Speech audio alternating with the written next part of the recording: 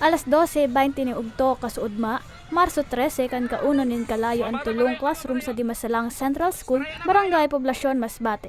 Sa inisyal na impormasyon gikan BFP, tigtutok faulty electrical wiring ang posibleng kausa kan kasulo na uminabot sa ikaduwang alarma.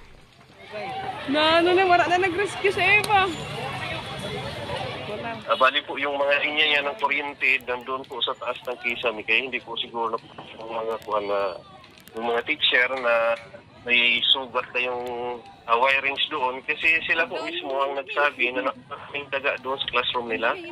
Sigon kay Sese, pagkakarkulong abuton sa 1.4 milyones pesos ang winalat na danyos kan kasulo. Magalauna imedya nin hapon parehong aldaw kan maideklaraman ining fire out kan BFP.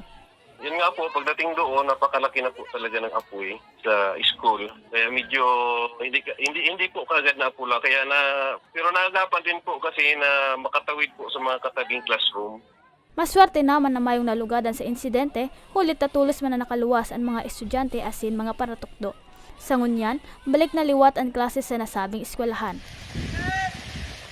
Mientras tanto, nagkaigwa man ng grass fire sa Kayabon Hills sa Barangay Maysalay mag-aalas 12:30 kasubagong udto.